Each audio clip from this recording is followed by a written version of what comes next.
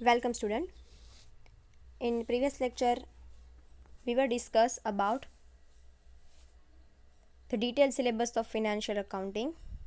The student who have selected their specialization subject as finance and account, they have to study these subject. So જેમણે પોતાનું specialisation finance and account select કર્યું છે તેમની માટે financial accounting છે એ આવશે. સો in the last lecture આપણે financial અકાઉન્ટિંગનો જે સિલેબસ છે ડિટેલ સિલેબસ એ આપણે ડિસ્કસ કર્યો હતો. Now today we will start unit number 2 dividend policy. Unit number 1 છે આપણે પછી કરશું. યુનિટ નંબર 2 પહેલાં આપણે સ્ટાર્ટ કરીએ છીએ, that is dividend policy. So normally dividend છે આપણે નોર્મલ અર્થ આપણે જો કહીએ ડિવિડન્ડ એટલે શું, તો dividend is generally the return we were paid to the equity shareholder after company earning profit. Company પોતાનો પ્રોફિટ અર્ન કરે એમાંથી they have to create some reserve. First of all, they have to create some reserve from the profit. After that, what is the amount remaining after saving or after making a reserve? Whatever amount is left, that left amount is for the purpose of dividend. આપણે normally એવું જોઈએ છીએ કે company profit earn કરે એમાંથી first of all they have to company છે શું કરશે, first of all they reserve છે એ ક્રિએટ કરશે. રિઝર્વ છે એ પહેલાં એક બાજુ મૂકશે. આફ્ટર ધેટ પછી જે અમાઉન્ટ વધે છે કંપની પાસે ફ્રોમ ધી પ્રોફિટમાંથી એ શેર હોલ્ડરોને ડિવિડન્ડ તરીકે ચૂકવે છે. સો ફોર ધ શેરહોલ્ડર્સ માટે શું છે, તે શેરહોલ્ડર્સ માટે એ રિટર્ન છે. એના શેર્સ એણે જે કંપનીમાં ઇન્વેસ્ટ કર્યા છે એ શેર પરનું રિટર્ન છે for the investors, for the share holders. And for the company માટે શું છે, કંપની જે છે એક પ્રકારનું બોનસ આપે છે, એક પ્રકારનું રિવાર્ડ આપે છે શેર હોલ્ડર્સને. ધે આર બિકોઝ શું કામ તે લોકો એને રિવાર્ડ આપે છે, શું કામ તે લોકો એને રિટર્ન આપે છે, તો કે એનું કંપનીમાં ઇન્વેસ્ટમેન્ટ છે એના બદલે એ લોકો એને ડિવિડન્ડ ચૂકવે છે ઇન ફોર્મ ઓફ શેરના સ્વરૂપમાં. ઇન્વેસ્ટર્સ જે છે, શેર હોલ્ડર્સ છે જે કંપનીમાં ઇન્વેસ્ટ કરે છે, મૂડી રોકે છે, કેપિટલ રોકે છે, એના બદલામાં કંપની છે એ લોકોને ડિવિડન્ડ ચૂકવે છે. So normally from the profit whatever amount is left after creating the reserve, the company distribute this amount to the shareholders. It's called dividend. તો એને ડિવિડન્ડ કહેવાય છે, બરાબર. whatever amount is left after creating the reserve, company divided this amount to the, or we can say distributed this amount to the shareholders in form of dividend. In form of dividend company છે એ શેરહોલ્ડરોને dividend distribute કરે છે. So normally ડિવિડન્ડનો અર્થ છે આ થાય છે. So first of all V will start from the introduction. Dividend decision is determined by the financial management.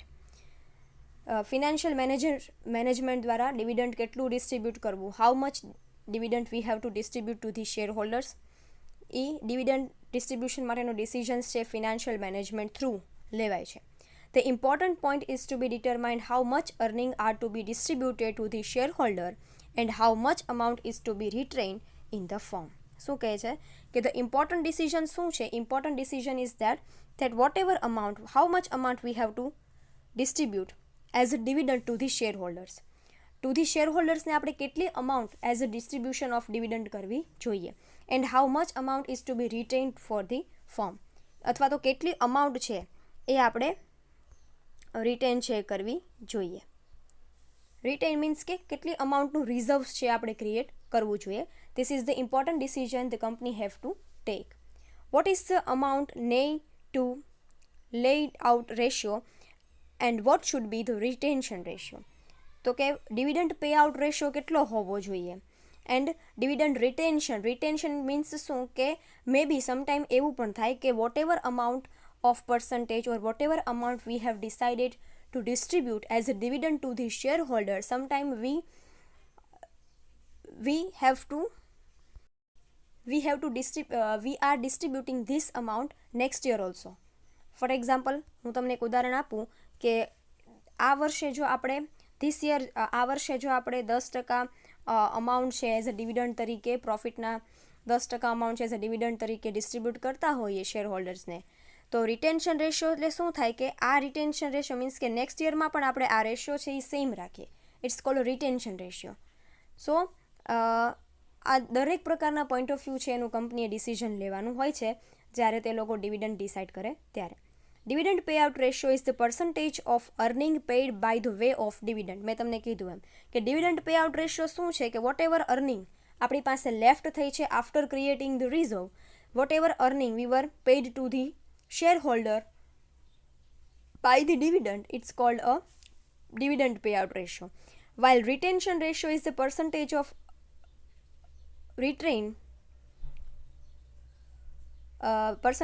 earning retained by the firm not distributed as a dividend. Retain એટલે શું મેં તમને કીધું એમ કે રિટેન્શન રેશિયો એ એવું દર્શાવે છે કે વોટ એવર અમાઉન્ટ તમે કેટલી અમાઉન્ટ છે એઝ અ રિટેન કરો છો દર વર્ષે કંપનીમાં, કેટલી અમાઉન્ટ છે એ તમે દર વર્ષે એઝ અ અર્નિંગ તરીકે રિટેન કરો છો એને કહેવાય છે રિટેન્શન રેશિયો.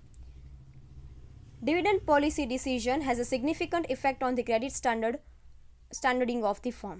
કોઈ પણ કંપની છે એની credit means in here the credit means શાખ, reputation. So the dividend policy decision is important for the company, for the credit of the company, its share price and its future growth. કંપનીની share price માટે પણ dividend પોલિસીનું decisions છે ખૂબ important છે અને future growth માટે પણ important છે.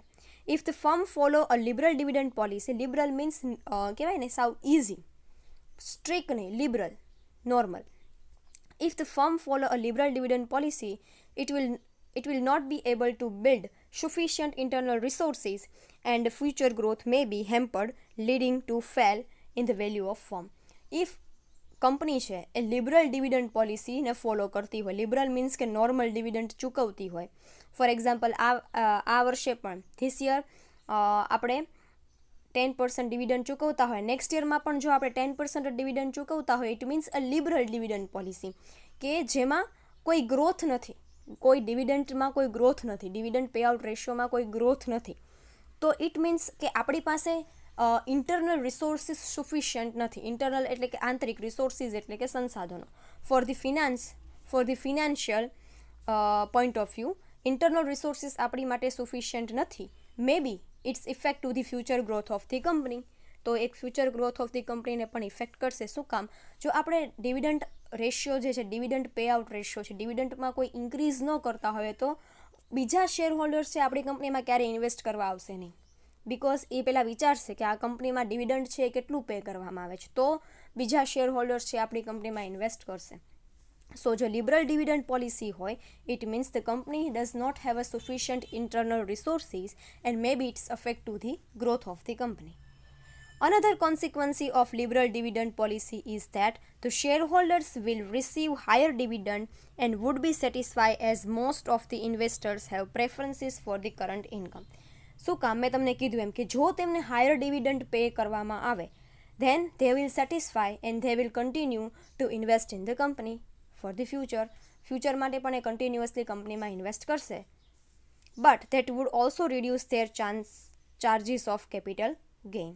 તો સમટાઈમ્સ એવું પણ બને કે કંપની માટે કેપિટલ મેળવવું, કેપિટલ ગેઇન કરવું છે એ સમટાઈમ્સ અઘરું બની જાય.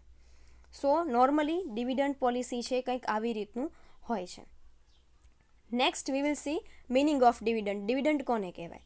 The dividends and retain earning are two of alternative aspects of financial decision. They are interrelated with each other. Dividend and retain earning both are interrelated. બંને એકબીજા સાથે રિલેટેડ છે for the financial decision. Financial decision માટે બંને એકબીજા ઉપર dependent છે, dividend એ તે અને રિટેન અર્નિંગ એ તે.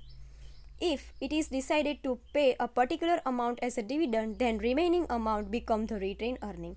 જો આપણે પર્ટિક્યુલરલી એવું ડિસાઇડ કરી નાખીએ કે આટલી અમાઉન્ટ છે we were paid as a dividend to the shareholder, then whatever amount is remaining from the profit, it's called retain earning, right? And if we decide the retain earning percentage net પ્રોફિટમાંથી જો આપણે written earning છે એનો percentage decide કરીએ તો whatever amount is left it's consider as a dividend. So they both are related with each other, right? So first, if we decide to pay a particular amount of dividend, particular amount as a dividend, જો આપણે કોઈ particular amount as a dividend તરીકે fix કરી નાખીએ છીએ તો remaining amount from the પ્રોફિટમાંથી જે કાંઈ પણ રિમેનિંગ અમાઉન્ટ બચે છે it's become a retain earning. Consequently, if it is decided to retain a particular amount of earning as a retained earning, the balance of earning automatically become the dividend amount. મેં તમને કીધું એમ કે net profit હોય એમાંથી if we were decided the retain earning amount આપણે decide કરી નાખીએ તો whatever amount is left after આપણે નેટ પ્રોફિટમાંથી રિટેન અર્નિંગ માઇનસ કરીએ અને whatever amount is left it's consider as a dividend. તો this amount become a dividend. Thus, both decisions are complementary to each other. Complementary મતલબ કે એકબીજા સાથે જોડાયેલા છે. No decisions can be taken independent of other. તો કે કોઈ પણ ડિસિઝન ઇન્ડિપેન્ડન્ટલી લઈ શકાય નહીં. If we were decided the amount of dividend, then whatever amount is left from the net profit is called a retained earning. And if we decide the amount of retained earning, whatever amount is left from the profit is called a dividend. Next is dividend policy. તો dividend સમજ્યા પછી after discuss about the meaning of dividend, let's see what is the meaning of dividend policy. A dividend policy is the policy a company used to structure its dividend payout to the shareholder. Company છે પોતાનું એક structure decide કરે છે for the payment of dividend. Payment of dividend માટે company જે છે એક પોતાનું એક ડિઝાઇન તૈયાર કરે છે, એક સ્ટ્રક્ચર તૈયાર કરે છે. એ સ્ટ્રક્ચરને ડિવિડન્ડ પોલિસી કહેવાય છે. A dividend policy is that the company uses to structure its dividend payout to the shareholders. કંપનીના જે શેરહોલ્ડર્સ છે એને જે કાંઈ પણ ડિવિડન્ડ પે આઉટ કરવાનું હોય એની માટેનું એક સ્ટ્રક્ચર કંપની છે એ ક્રિએટ કરે છે. Some researchers suggest the dividend policy is irrelevant in theory because investor can sell a proportion of their share or a portfolio if they needed fund. તો કે સમ રિસર્ચર્સનું એવું સજેશન્સ છે કે ડિવિડન્ડ પોલિસી છે બહુ ઇરરિલેવન્ટ કન્સેપ્ટ છે, કે એનો કોઈ ઇટ મીન્સ કે ડિવિડન્ડ પોલિસી કોઈ પણ કંપનીમાં ક્રિએટ કરવી એ ઇરિલેવન્ટ છે, એ યોગ્ય નથી. શું કામ? તો કે if investor want to sell there shares, જો કંપનીના ઇન્વેસ્ટર્સને પોતાની શેર્સ છે એ વેચવા હોય તો એ વેચી શકે છે જો એને ફંડની રિક્વાયરમેન્ટ થઈ હોય તો નોર્મલી જો ડેફિનેશનની વાત કરીએ, if we were say that what is the definition of the dividend policy, then a dividend policy is the policy a company uses to structure its dividend payout to shareholders, right? Okay, so this is the meaning of dividend policy. Next, the most important part of the unit is model for dividend. તો model for dividend છે એ ખૂબ important છે because આ બે model જે છે એના ઉપર તમારે સમ છે એ દાખલા ઇટ મીન્સ કે સમ છે આવે છે. Walter model and Gordon model. Gordon model અને વોલ્ટર મોડલની જે ફોર્મ્યુલાસ છે એના બેઝ ઉપર તમારું આખું યુનિટ છે એ ડિપેન્ડ છે. ઇટ મીન્સ તમને આ બંનેની ફોર્મ્યુલા છે એ ખાસ આવડવી જોઈએ તો તમને આગળના સમ્સ છે એ આવડશે. સો મેઇન ઇમ્પોર્ટન્ટ પાર્ટ છે model for dividend. First is Walter model and second is Gordon model. Let's see first Walter's model. Professor James E. Walter gives this model for the calculation of dividend. ડિવિડન્ડની જે price છે એ calculate કરવા માટે James ઈ વોલ્ટરે આપણને આ model છે suggest કરેલું છે. તો જેમ્સ ઈ વોલ્ટરના મતે according to the James E Walter એણે આ ફોર્મ્યુલા આપી છે for the calculation of market price of share, right. So આ ફોર્મ્યુલા છે તમારે યાદ રાખવી જરૂરી છે, રાઈટ. ફોર્મ્યુલા છે યાદ રાખવી જરૂરી છે કારણ કે ફોર્મ્યુલા આવડશે તો આગળના સમ છે એ આવડશે. સો વોલ્ટર મોડલનું જે ફોર્મ્યુલા છે એ આ રીતનું છે. P is equal to D plus R upon K કૌંસમાં E minus D divided by K. બરાબર, આ એનું ફોર્મ્યુલા છે. Where P is equal to market price of equity share. D is equal to dividend per share. E is equal to earning per share. R is equal to rate of return of the firm, and K is equal to cost of capital. Right? So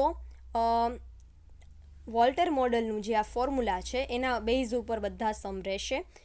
એનું formula ખાસ તમને યાદ રહેવું જોઈએ. P is equal to D plus R upon K in કૌંસ E minus D divided by K. હવે એનું જે ફૂલ ફોર્મ છે શું થાય છે એ પણ મેં તમને કીધું. Where P is equal to price of market price of equity share. પ્રાઇઝના સ્પેલિંગમાં મિસ્ટેક છે, એક સેકન્ડ.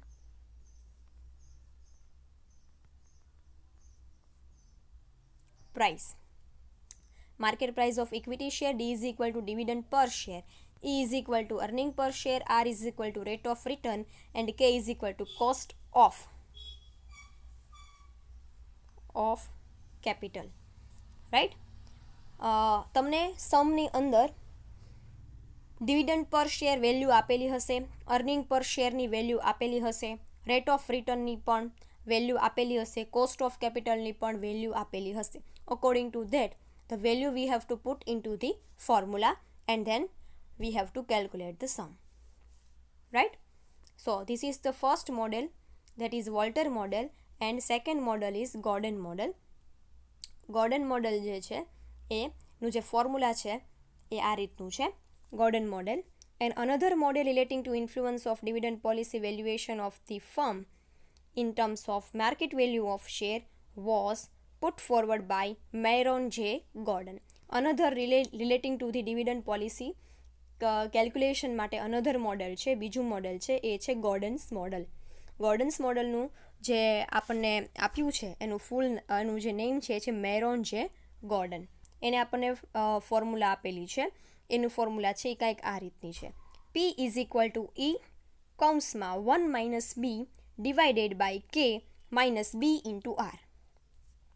આ એનું ફોર્મ્યુલા છે. આ ફોર્મ્યુલા પણ યાદ રાખવું જરૂરી છે, કારણ કે ઇન 14 માર્ક્સમાં એક હોય છે વોલ્ટર મોડલનો સમ, ઓર ઓપ્શનમાં એની સાથે 14 માર્ક્સમાં બીજો હોય છે ગોર્ડન મોડલનો સમ. નોર્મલી આવી રીતે એક્ઝામમાં પૂછાય છે. So P is equal to price of share, E is equal two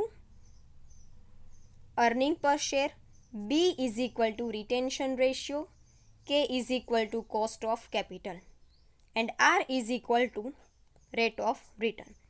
બંનેના ફોર્મ્યુલા છે એ ખાસ યાદ રાખવાના છે. ફોર્મ્યુલા આવડશે તો આપણને સમ બહુ ઇઝી લાગશે. So today we will discuss about the